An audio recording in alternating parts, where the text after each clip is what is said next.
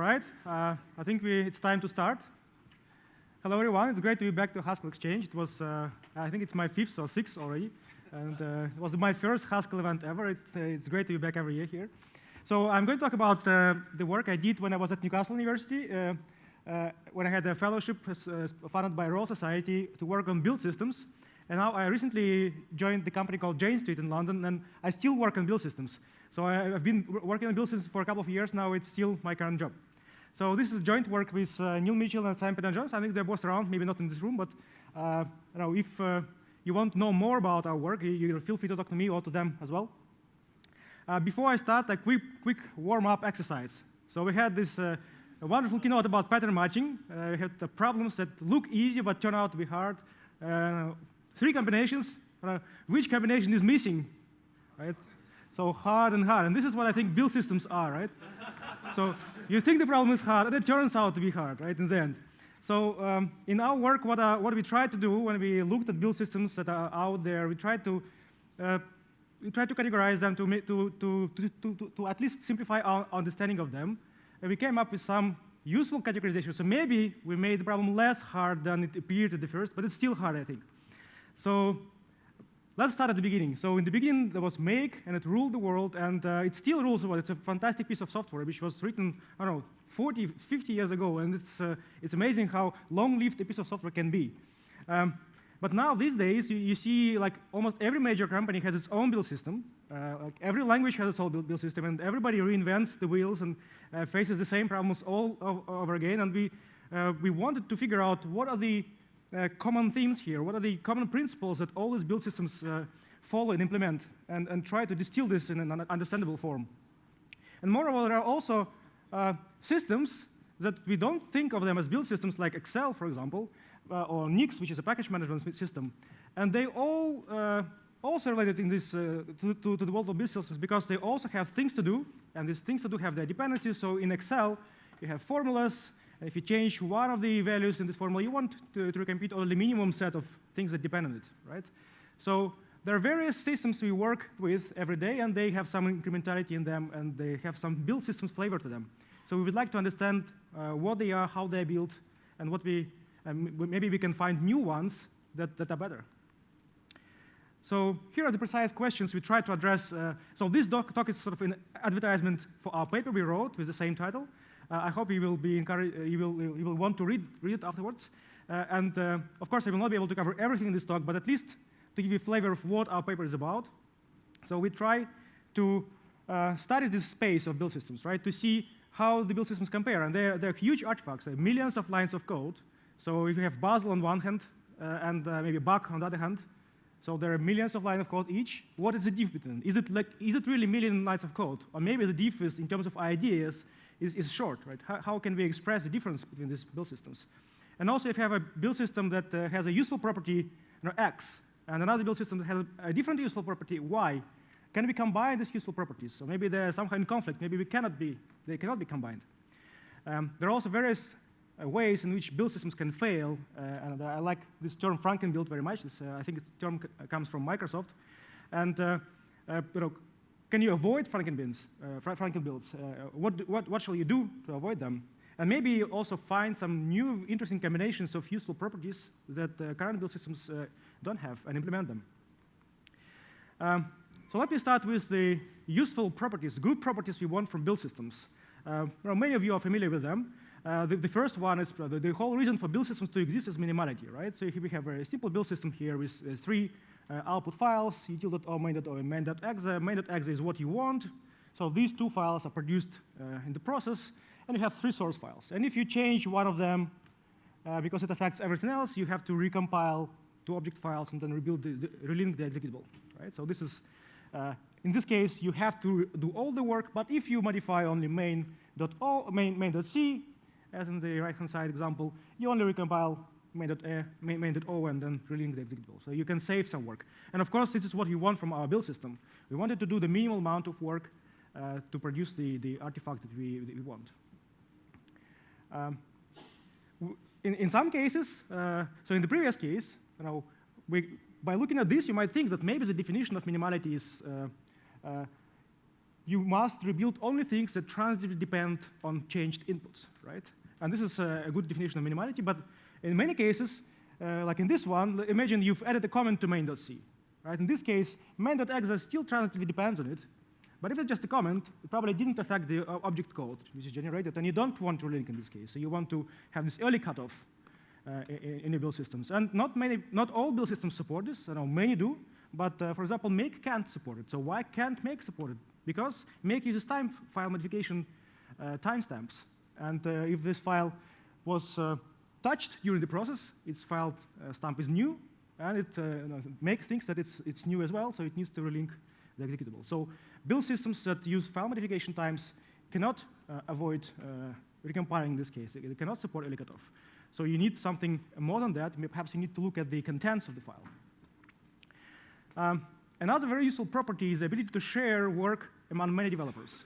So if you have 1,000 developers and they all have to compile like 1,000 files, almost the same collection of files like every day on 1,000 machines, this is not an ideal situation, right? You want somehow this compilation work to be shared among developers, right? So if somebody has already compiled main.exe from this source file, so build this main.exe, you want the next developer like downloading exactly the same set of sources to get main.exe just from cloud shared storage, right? This would be an ideal situation.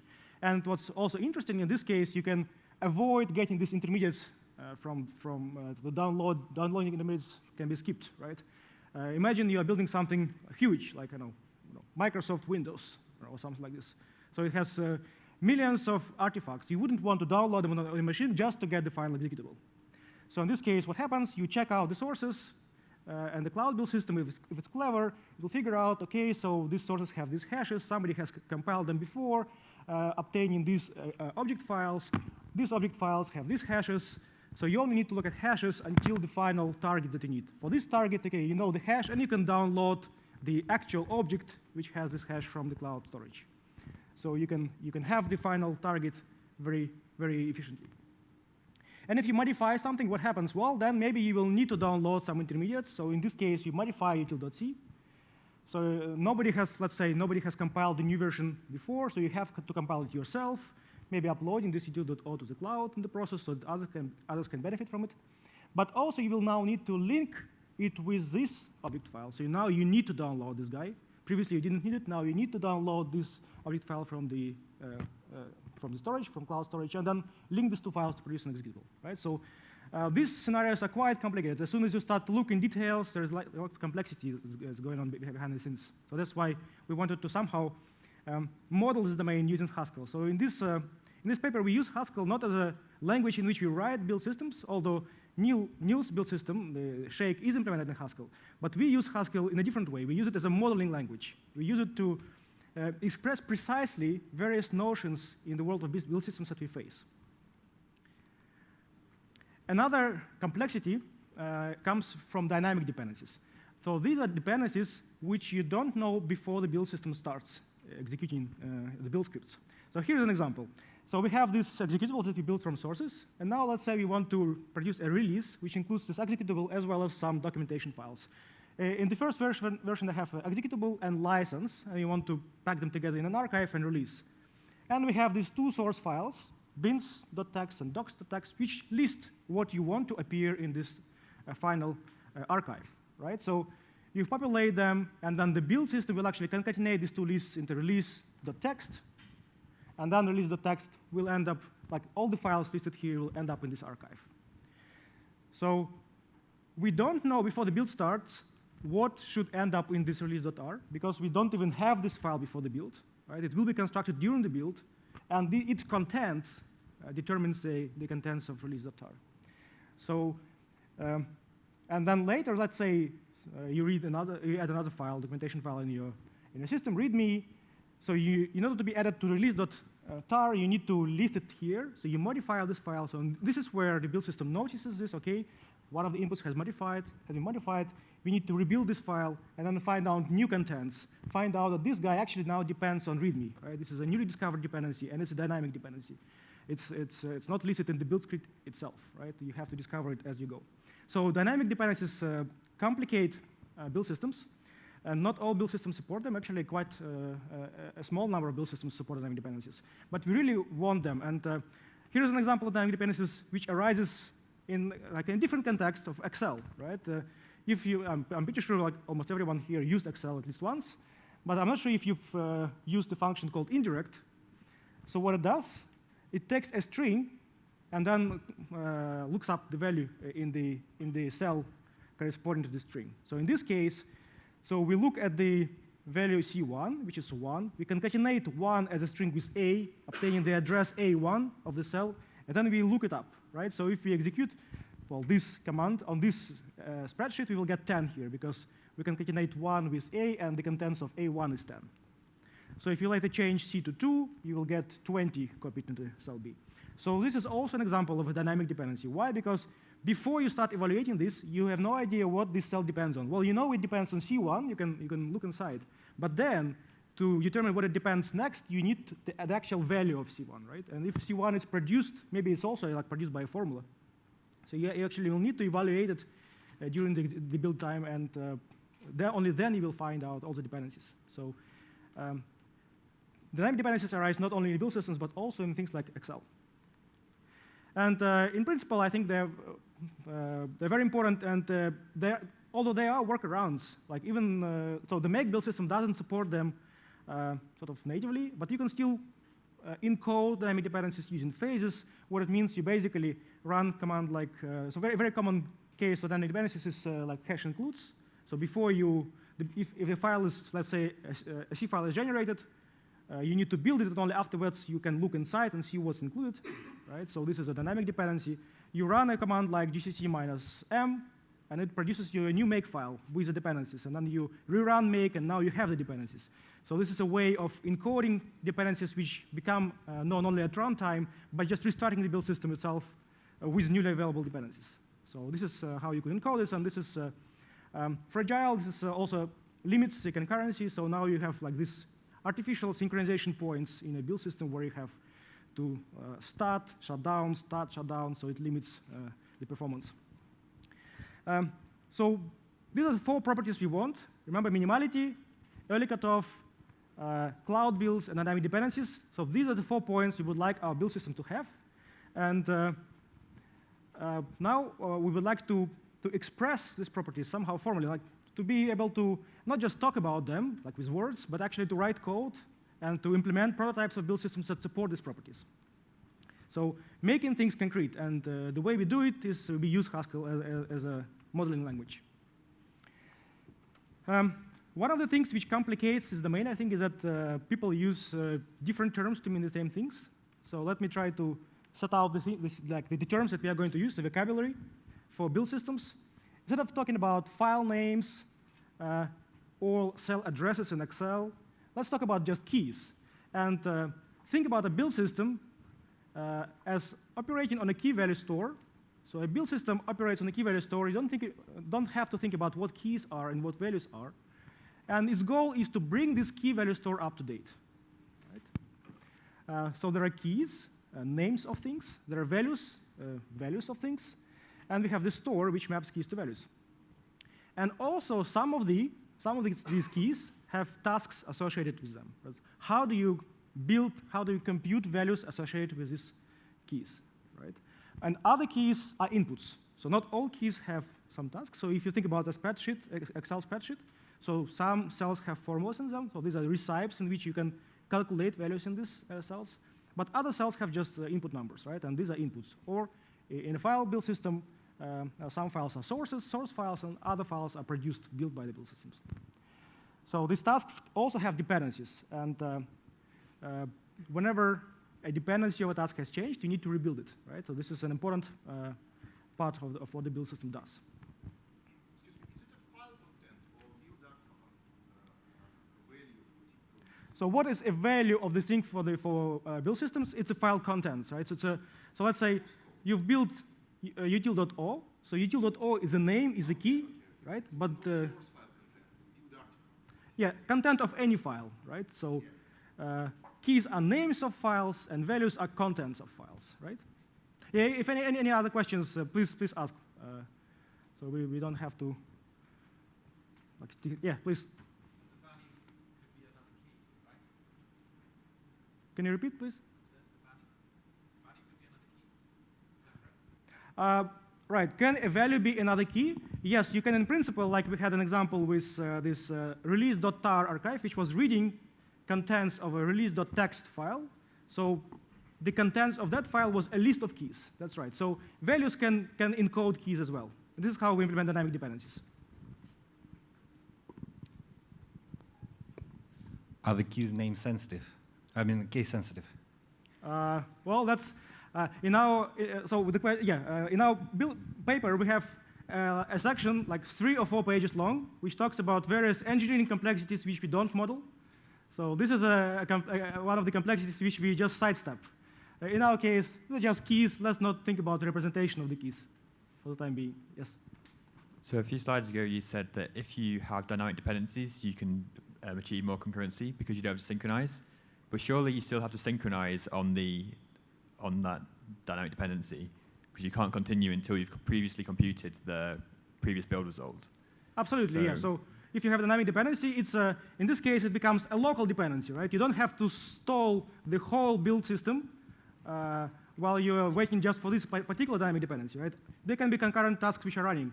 Whereas if you're operating on build phases, basically everything has to stop, and you need to restart the build system from scratch, right? You've got the dependencies, the values that must be known before the task can complete. Is that definitely as opposed to before the task can begin? So here, some of the dependencies can be discovered as you execute the task, right? So as was example with this indirect formula in Excel, right? So you know one of the dependencies up front. You know that you have to go and read from that cell, but the next dependency will be determined during the calculation, right? That would be modeled as 2 separate tasks. So it will be the same task, but the way you handle this dynamic dependency can be different. Basically, you can, as we will see in the rest of the talk, you can stop the task as soon as you discover new dependency and it's out of date, and then restart it, rerun the task from scratch, or you can suspend it somehow and then continue where it stopped. I mean, maybe this will become clearer. Another question, yes?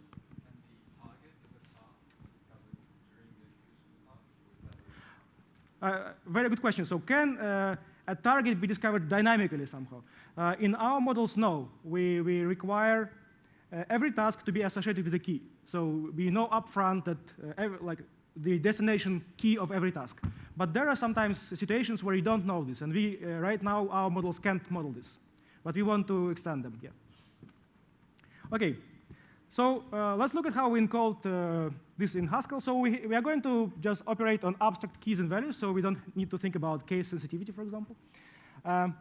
And what is a build system now? So a build system is a pure function. So we are going to express everything in a pure functional language, Haskell. So in the end, it's going to be a function from store to store. We are going to modify the store. And it will take 2 other arguments, a description of tasks that we have, and the target key.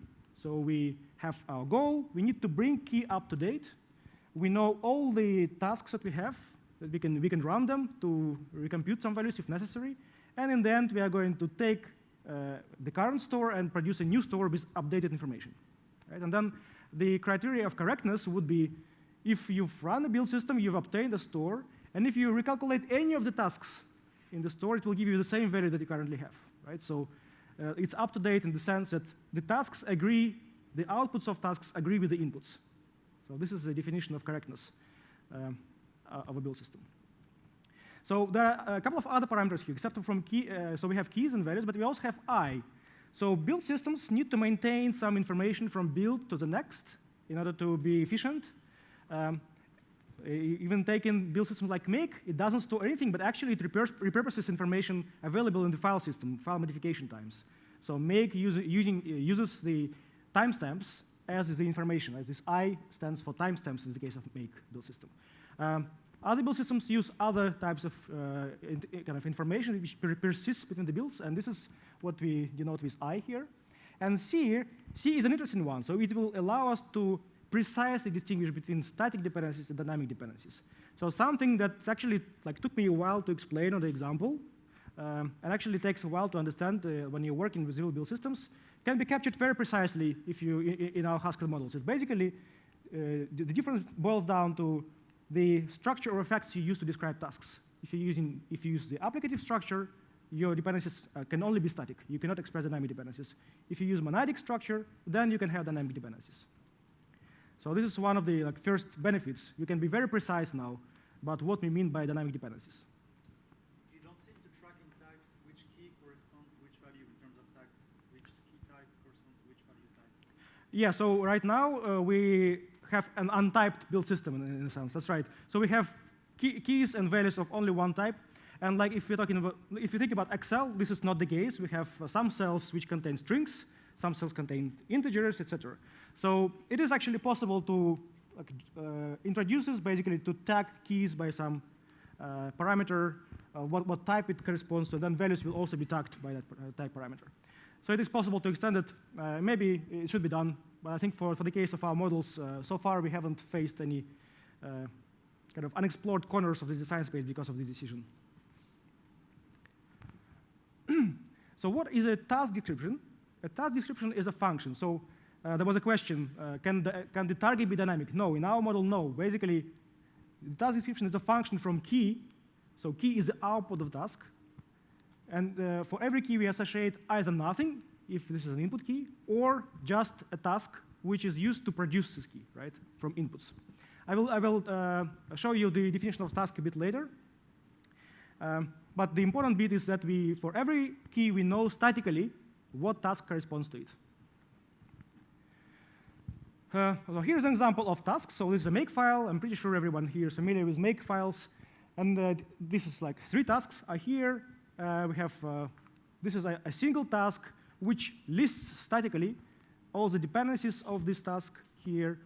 And these tasks are, these keys are inputs because they have no tasks associated with them.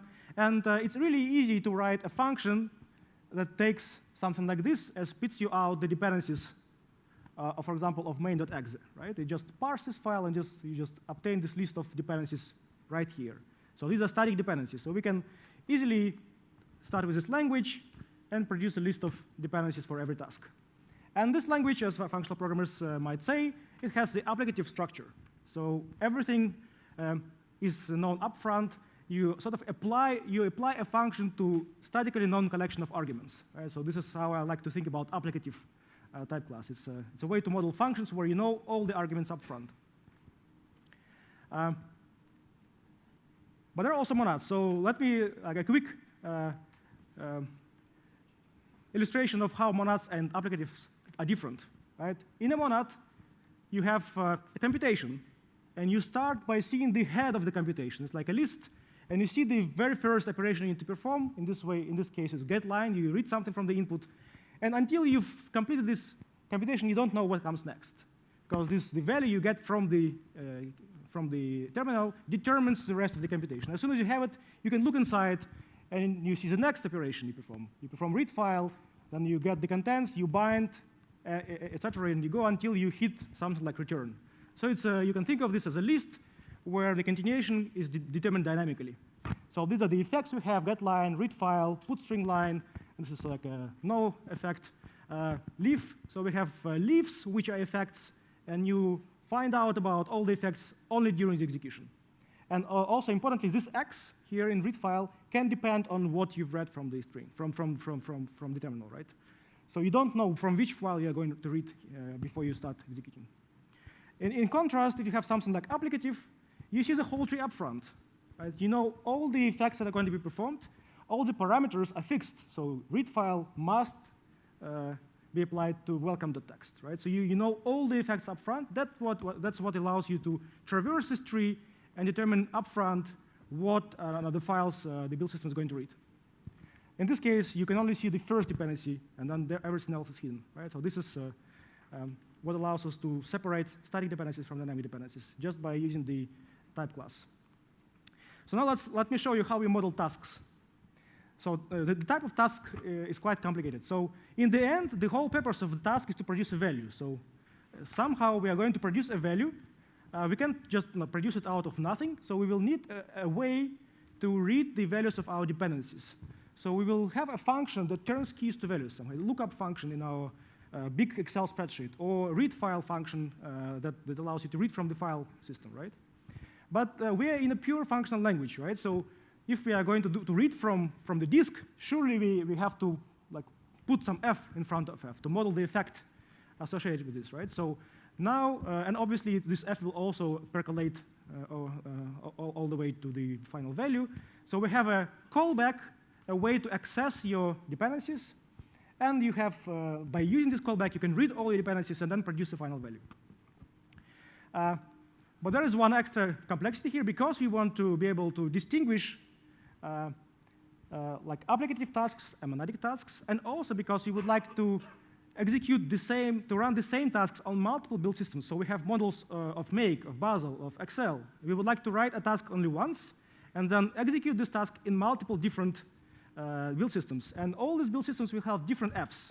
So if it's like Excel, you'll have something like a state monad where you map keys to values. You just have access to this map. But if you're modeling something like Make build system, you will have F equal IO, where you actually can access the file system.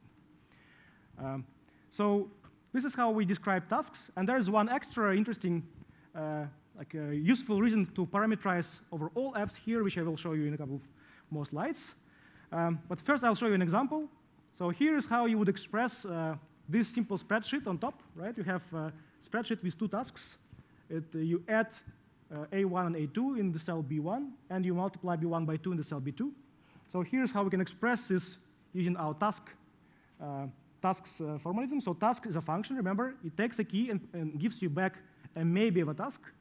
So it has only two cases for B1 and B2, because these are the only two tasks we have. For everything else, it returns nothing. Everything else is an input. Yes? Is the partiality only there because you're not dealing with a finite domain of tasks? So if you, for example, had a GADT with B1 and B2, would you still need the maybe? The partiality here is because we need to distinguish input tasks from non-input tasks, right? For some of the tasks, like cell A1 and A2, they are inputs. We don't know how to produce them. The user changes them. But could you use a constant there? But then, so the build system itself, I mean, the task description itself shouldn't encapsulate values which can be changed from the outside. Then we would be able to encapsulate them. Yes, you're right.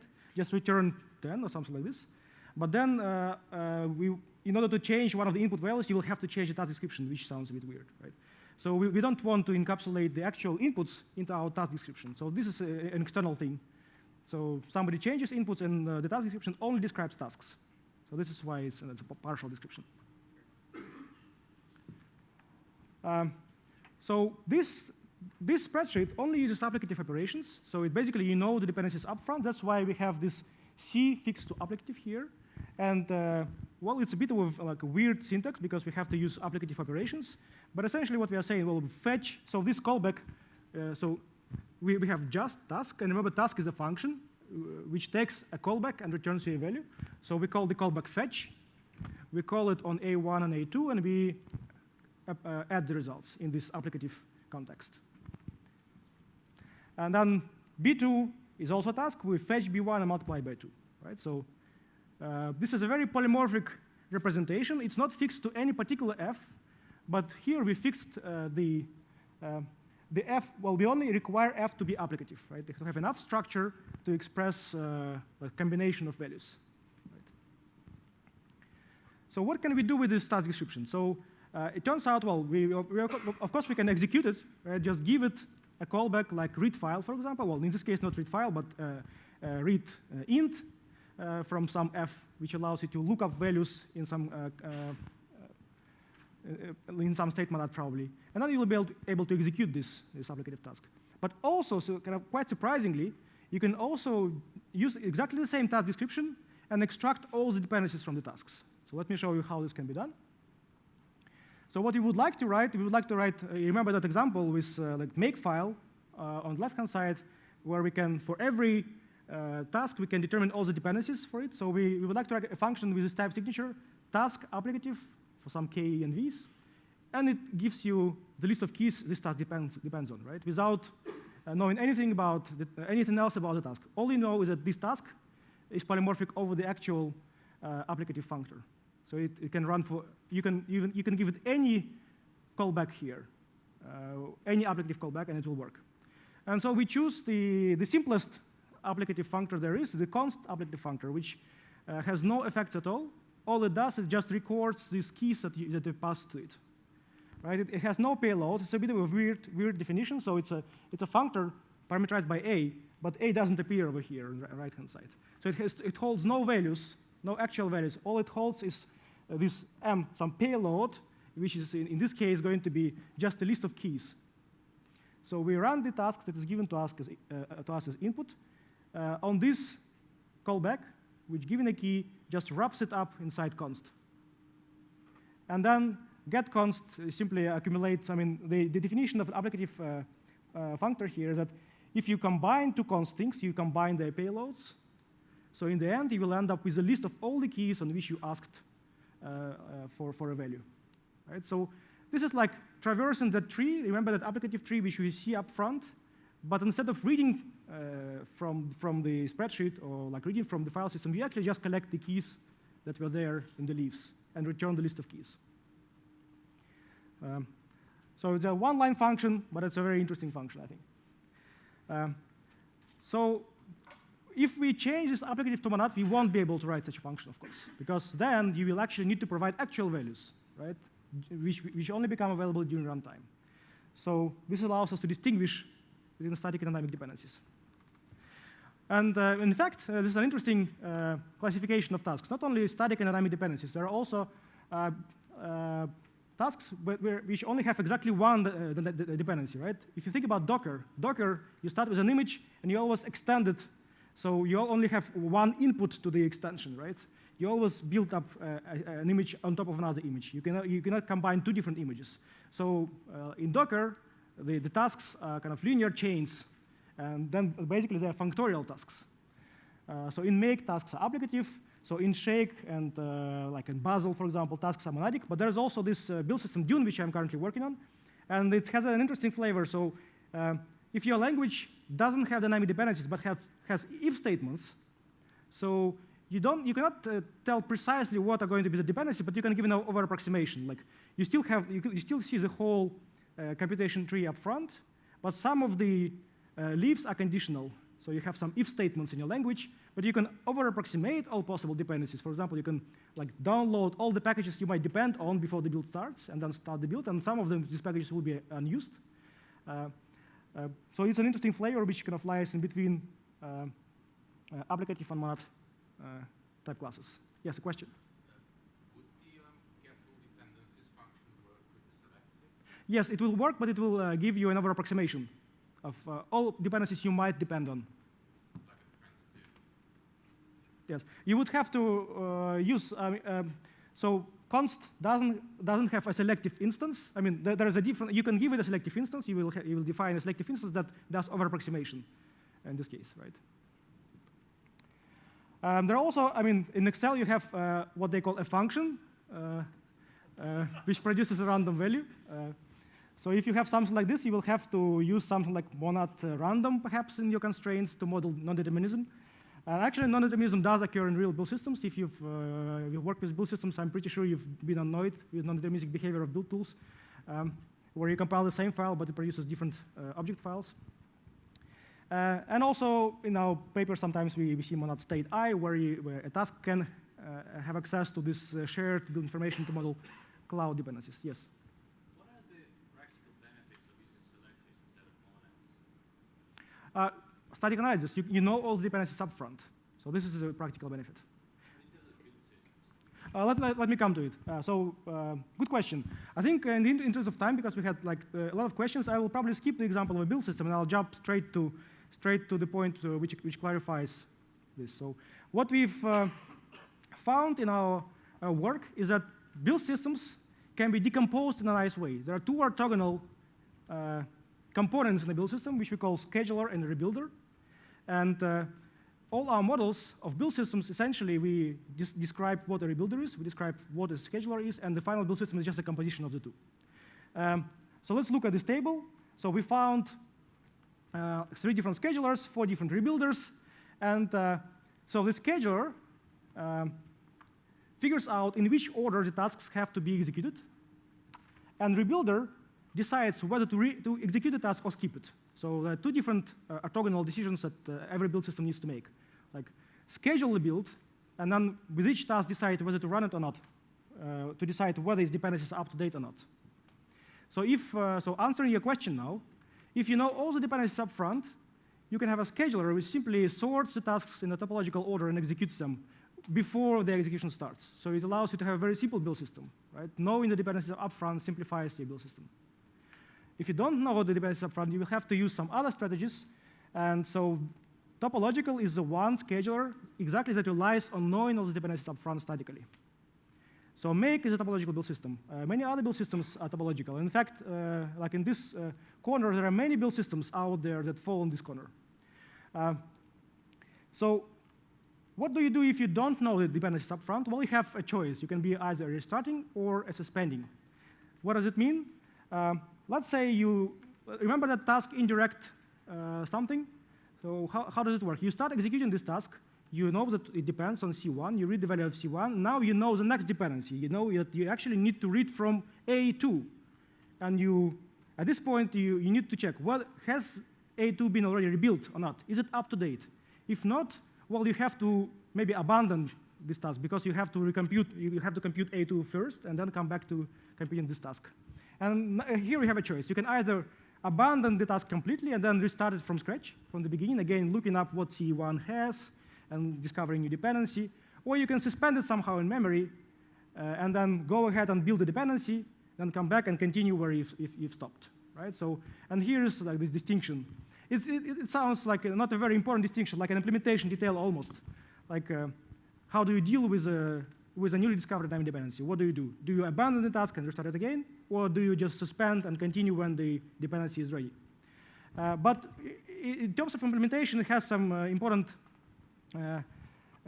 consequences. So if you're working with a suspending scheduler, you need to wait to suspend tasks. And there may be millions of tasks. So how do you do it? Do you do it? Maybe they don't fit in memory. So there are lots of considerations like this. So implementing restarting the schedulers usually is quite a bit easier.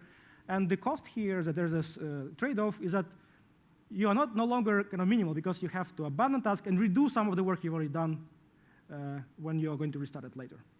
Right? So now let's look quickly at the rebuilders. Do we have still time, like 5 minutes? OK. So let's quickly look at the rebuilders. So rebuilders, the easiest one is when just the files or the keys in a build system are just marked whether they are dirty or not. So you can think of make using this dirty bit, computing it just from file stamps. Right? If your dependency has a newer file stamp, you are dirty. Otherwise, you're not dirty. Excel is like the most direct expression of this idea. Basically, whenever a user modifies SSL, Excel marks it dirty and everything that depends on it dirty, right? So transitively. So if you have a dirty bit, rebuilder is very easy. Just look at this dirty bit. If it's dirty, then you need to rebuild. Otherwise, you can skip. And there are some more advanced rebuilders. Verifying trace allow you to verify whether, so you execute a task once previously, you record all the inputs and all the hashes of the contents of your inputs. And if they haven't changed since the last time, you know that you can skip this command. So instead of relying on a single bit, now you rely on knowing the hashes of all your dependencies. You now can implement early cutoff, for example, which you couldn't implement using the dirty bit in the make build system. Constructive traces, in addition to verifying whether a task is up to date, allow you, in the case if it isn't up to date, allows you to just look up the result in the cache. Instead of recomputing the task, you know, OK, I used to depend on these hashes. Now the set of input hashes is new. But maybe somebody already has performed this task with this particular input combination, so I can just fetch the result from the cloud immediately. So instead of just verifying whether a value is up to date, now you can construct a value out of nothing by just looking it up in the cloud cache. And there's also a flavor of constructive traces, which I don't think I have time right now. But essentially, it's a flavor which precludes the early cutoff. So now, all models are just application of a scheduler to a rebuilder in our paper. So I encourage you to have a look. So we basically, instead of implementing all these build systems, we implemented schedulers, we implemented rebuilders, and every build system is just an application of a scheduler to a rebuilder, which is nice and compositional. So final probably minute I have.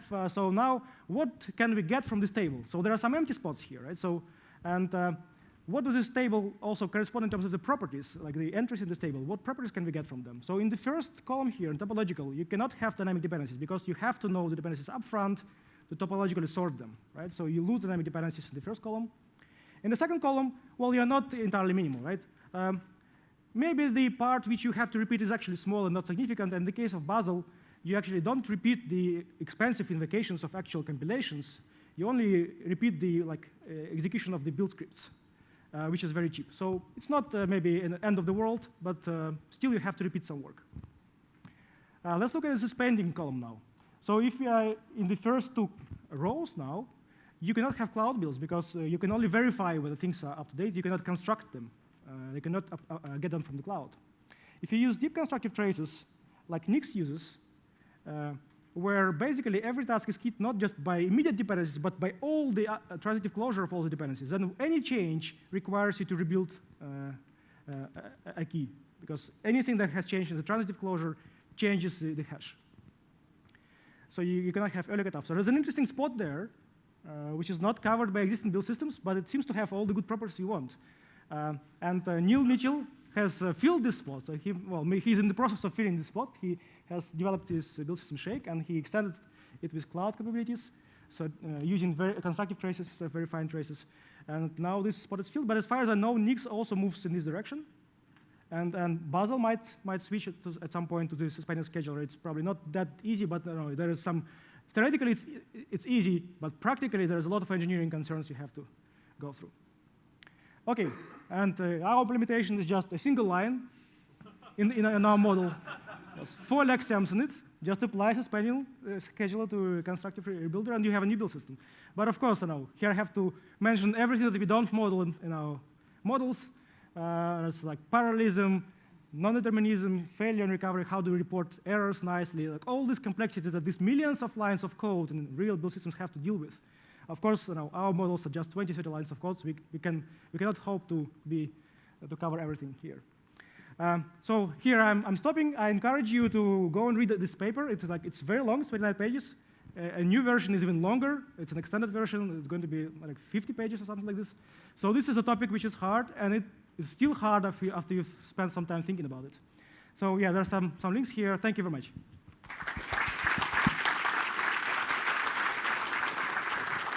Thank you very much, Andrey. We do have a couple of minutes for any more questions. If anyone has some, please do wait for the mic for the purposes of recording. Thanks. Hi, Andrey. Have you considered how build systems relate to functional reactive programming? We haven't had time, but I get this question every time I talk about build systems. I think basically they are the same thing, I think, but our models currently cannot express this. So I think we should be able to include functional reactive programming into our big picture that I had in the very first slide. But our models are currently not capable. Maybe one of the reasons is that for every key, we require to know statically the task that is used to produce it. But I think in real reactive systems